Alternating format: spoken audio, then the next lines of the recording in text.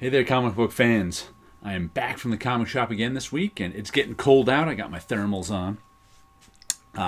6 comics this week. But first I have to tell you that if you watched my video I made earlier this week, taking a look at Jimmy Olsen number 70, I think it was, when I opened it up and there was a Fred Hembeck cover on the inside, and it surprised me. Because I couldn't remember ever getting it signed. I think I finally remembered where that came from. I think it was in 1987. I was in college, and a friend of a friend for a while hung out at the college with us. And there were 2 guys. What were their names? Bill and Gish. I remember were their names. And I think they came from up in the Albany, New York area. And they worked at a comic shop. They were comic fans, and they worked at a comic shop. So we used to talk comics all the time. They may have turned me on to Yummy Fur. If I can, or I showed. I can't remember if we were both Yummy Fur. I can't remember if I showed it to them or they showed it to me. But we used to bond over Yummy Fur, the funniness that is Chester Brown's Yummy Fur.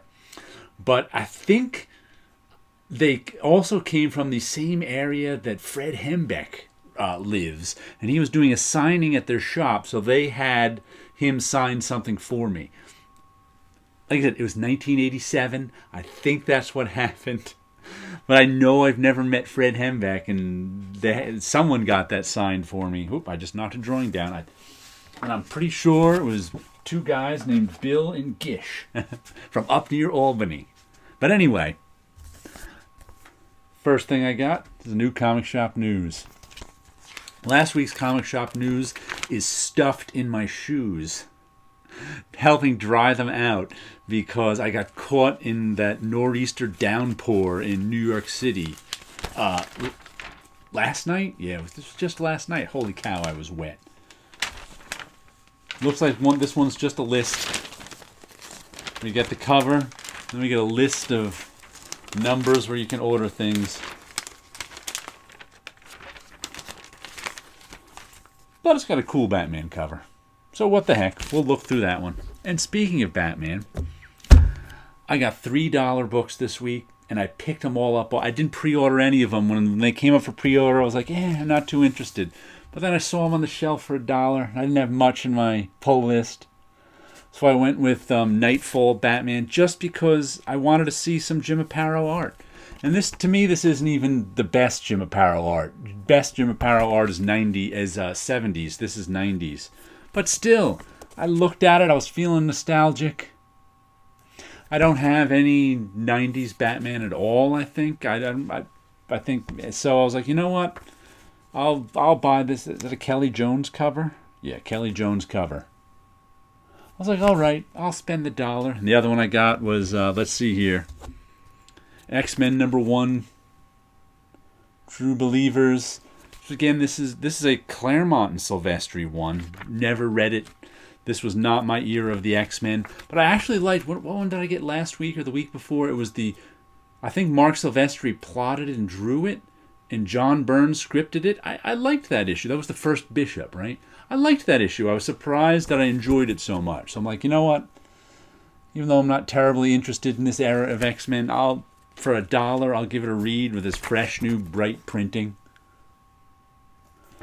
And we'll see what Jubilee's all about. And Bishop was barely in the first appearance of Bishop comic, too. But it was still good. And then this one, I bought this because of some Walt Simonson. Once again, this is XForce, right? Let me see if it's got the X Factor issue number 17. I was not buying any of this stuff at the time. I was completely not buying any of the X stuff, and this is, I don't know, late 80s, early 90s.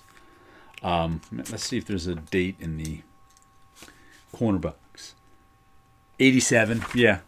I wasn't... That's a little trick for you, too. In the old Marvel ones, they always had a copyright line in the corner box. And that was the actual date. Had to be the actual year it was published. So the indicia could have a different year because it was always 4 months ahead, the indicia.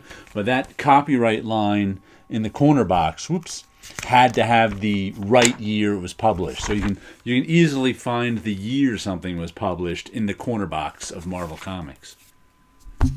Okay, yeah. XMen, Batman. Those are like, I pulled those off the shelf just because I only had 3 other comics and they were only $1 a piece. And the number 1 issue I bought this week came out 2 weeks ago. Strange Skies Over Berlin. This actually caught my eye when it came out. For the last couple of weeks, my pull list was full. I didn't have the money to pick it up. So I actually read it digitally to see if it was any good, because it intrigued me, and it was. So I got the issue and put it on my pull list. I think it's a 4 or 5 issue miniseries. Takes place in East Berlin during the Cold War. Did it give us a year right away? 1973. There you go. You can read the introduction if you want. 1973. It's just people, living their lives in East Berlin. This one guy is a functionary in East Berlin. There's some sort of UFO at night, and then he gets caught up in all these machinations, and he gets stuck in quarantine. Oh, I think he's also a spy. Is he a spy? I can't even remember. But I liked the artwork. I liked the aesthetic of it all. I liked the story. He, at the end of the issue, he ended up in they had something to do with the UFO that flew over that ended up killing people with radiation or something. That he ended up in some sort of quarantine, and he ended up in quarantine with this evil East Berlin guy who's investigating him. So he's like, crap, I'm trapped in here with this nut job who's gonna figure out I'm a spy. So very much enjoyed this. Who did this one? Jeff Lovelace, Lissandro Esterin, Patricio Del Pesce.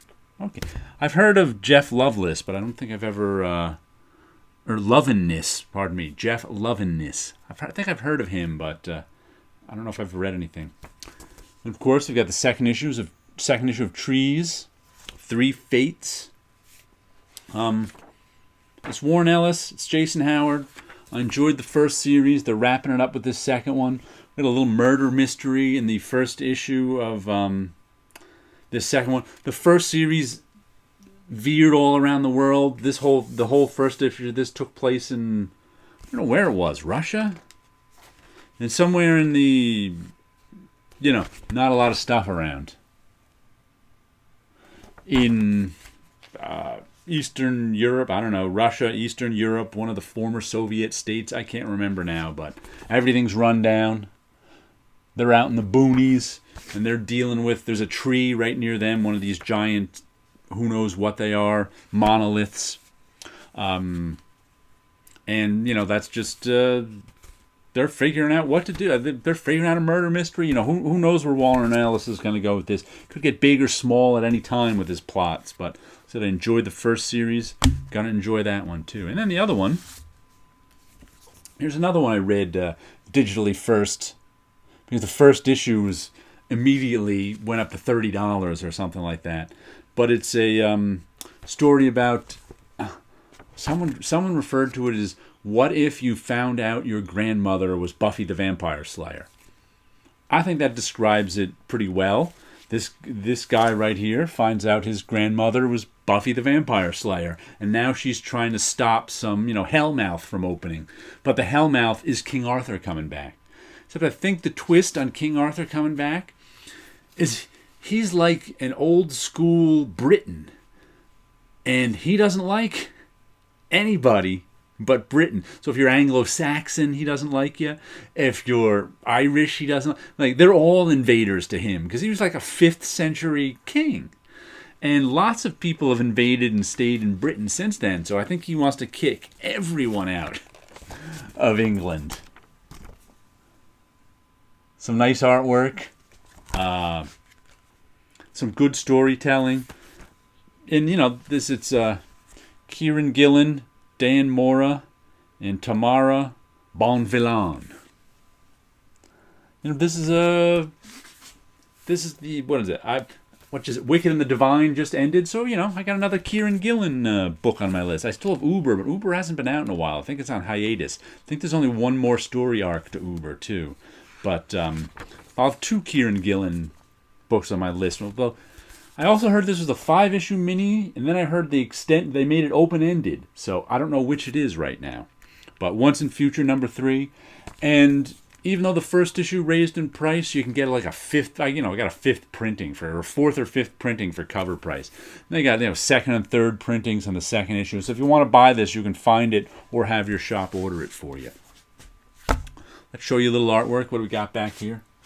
This is what just fell. I was just working on this yesterday morning. This is the pencils for one of my Dreams of Things covers. As you can see, I do it small. I draw right over the original sketch, which I print out in blue line. Then we blow it up to this size and ink it. Here's another one. Here's one I just finished, this strange tripod head. When did I do this? 10/14. I think I showed you the black and white of this one before. I just had a hard time coloring this one too. It was a weird color scheme to try and figure out because everything was so stripped down and simple. So sometimes stripped down and simple means you really got to work on those colors, because if you pick the wrong one, it stands out. I don't know if I showed you this one or not. I can't remember when I finished it, but we got to color this one too. This is my, I don't know, guy sweeping up outside in a strange dreamlike place. So there you go. Some comics, a little artwork. Go watch that Taking a Look Jimmy Olsen video I had of that issue. You'll see what I'm talking about at the beginning of this, and you guys have a good week out there.